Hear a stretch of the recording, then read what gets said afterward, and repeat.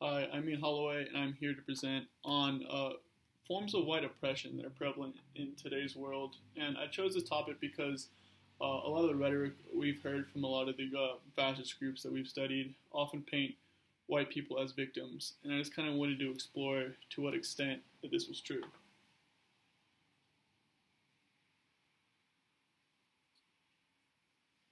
As I began my research, I was very interested to find that it's not just a fascist ideology that whites are being oppressed anymore, but actually it's gaining great acceptance.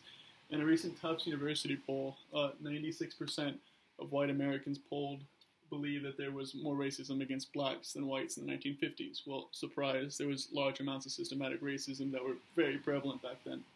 But interestingly enough, the same group of white Americans polled, 51% believe that in today's day and age, oppression against whites is a bigger deal than those against blacks.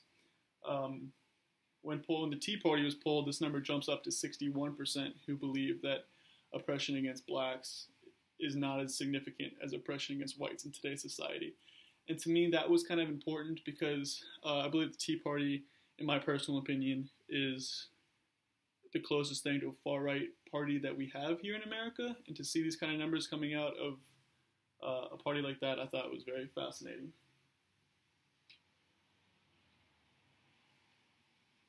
I then focused my research on examining the foundations of this belief of white oppression and where it stemmed from. And I thought the biggest one I could find was the economic insecurity that is prevalent in Europe, in the United States, or basically, the whole world's basically in a form of recession since 2008.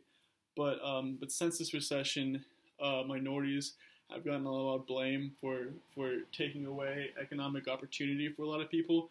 When the reality is, it's banking institutions and different monetary and fiscal policies and problems in the housing market that are the real reasons to blame for this economic insecurity. People have started to view affirmative action policies unfavorably as they believe that they're giving opportunities to those just off the basis of being a minority. They don't understand that minorities don't get as many opportunities as whites do statistically in this country. They just see it as an unfair policy, and they've actually started to combat it. This Formal Majority Association for Equality Scholarship is a $500 scholarship awarded to the most eligible white males in the country. So they're trying to fight this with their own form of affirmative action. Also, I believe people are scared of demographic shifts that are occurring. Well, it's pretty widely accepted that in a matter of decades, whites will be a minority here in the United States. And I feel like this scares a lot of people and inflames certain rhetorics, especially that of white oppression.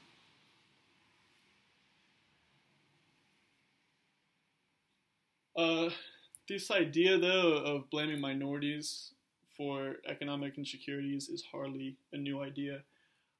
It's been going on for the better part of 2 decades, or 2 centuries here in the United States. In the 1980s, Jews were blamed for a disastrous farming disaster in the Midwest. In the 1870s, Chinese immigrants were blamed for economic turmoil, and even in the 1830s, the influx of Irish Catholic immigrants were blamed for economic recession. So as you can see, despite it being proven that it's not minorities that are causing these economic recessions, it's still a popular trend to do so.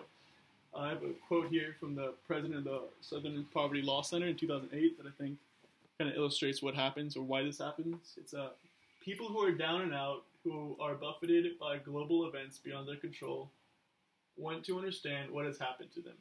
Some will look for scapegoats in all the wrong places, and some will be seduced by the rhetoric of hate. And I just feel like that's very applicable to what we are experiencing with the blaming of minorities for economic turmoil.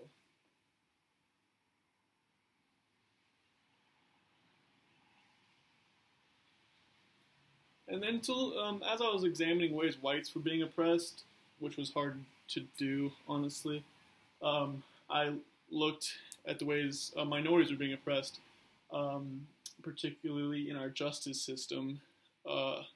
And what I found was pretty prevalent. There's statistic after statistic that shows that our justice system treats minorities harsher than it does white citizens.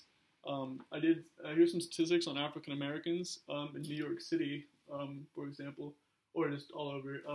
African Americans make up 13% of the U.S. population, and it's estimated they make up 14% of monthly drug users. Yet there are 37% of those arrested for drug offenses. Well, it sounds ridiculous, but if you look at some of the policies and how they play out, it doesn't seem as ridiculous. For example, half of the New York City population is made up of immigrants, or minorities, excuse me. Yet 80% of the people stopped by police are minorities, which is a difference of 30%. But the real troubling statistic is that once stopped, 85% of minorities are searched, only 8% of white people are searched. And to me, this kind of is an important part of dealing with this issue of white oppression, because there's no parallel between such statistical analysis such as this that really backs up this concept of white oppression. Then I have a video of two Fox News hosts discussing the concept of white privilege. So do you believe in the white privilege theory? It's got a lot of evidence behind it. If you look at the statistics, Bill, they're alarming. And I did a little research before the segment, just to tick off a few for your viewers. Black unemployment rate in Ferguson is 3 times the white unemployment rate. Black men between the ages of 16 and 24 have an almost 50% unemployment rate. For whites, it's 16%. In the United States, a black child is almost 4 times as likely to live in a poor neighborhood as a white child is. 20% of white kids are in single-parent homes. 52% of black kids are. The incarceration rate is 6 times higher for blacks than it is for whites. There's segregated housing in Ferguson. There's underperforming schools. Both of those correlate strongly with low prospects in life.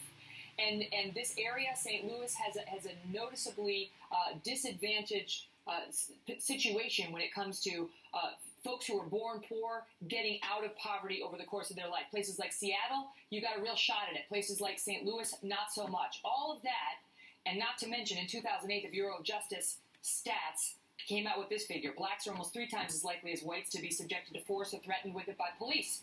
All of that explains the numbers by Pew that show that just 18% of blacks are confident in this Michael Brown investigation. 52% of whites are. 65% of blacks say the cops went too far. 33% of whites do. Those numbers are all correlated, Bill. They are all correlated. All right. Now, let me challenge the stats here. Number one, you have a black attorney general who's basically running the investigation, so I don't know why African Americans wouldn't have confidence in that.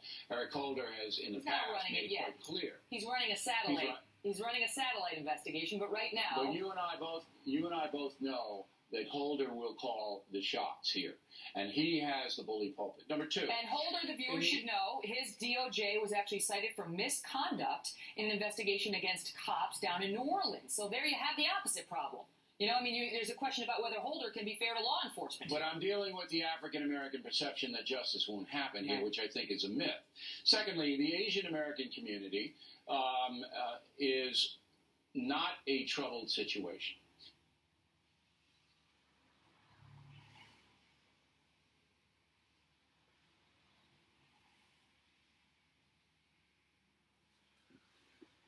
I thought that was an important video because it kind of showed how statistics and analysis like that kind of go right over those who already have these notions that whites aren't privileged, and they point at things like, oh, there's Eric Holder, a black leader, or Asian Americans are doing better, and I feel like they just kind of miss the main point of what's happening and kind of the volume of the inequality that exists. One thing I've noticed among neo-fascist groups today is that they don't really use the rhetoric describing themselves as many do, but the mainstream groups don't hold as much anti-black or anti-Muslim positions as they used to. They kind of put it all under the umbrella term of anti-immigrant. This is significant because it gives them a political platform to speak off of. That is a legitimate issue, because immigration does need serious reform all around Europe and even here in the United States. Marine Le Pen, this is her main platform with the French National Front is to limit or almost cancel all immigration to France. And, it makes some level of political sense. There is issues that France is dealing with, and you kind of, it's a good way to cover up the hate, but every once in a while it seeps through. Like recently, Jean-Marie Le Pen, her father, founder of the French National Front, came out and said that Ebola was a good solution for immigration. So even when you have these legitimate political issues, it's still tied to hate. It's still hate-based. Saying something like Ebola and immigration is a cure for immigration just shows the extent of which that exists. So just in conclusion, I think that many of these fascist groups and nationalist groups kind of over exaggerate the extent to which whites are victims in today's society, especially in Europe and the United States, where I believe minorities are still very much so disadvantaged. So thank you very much.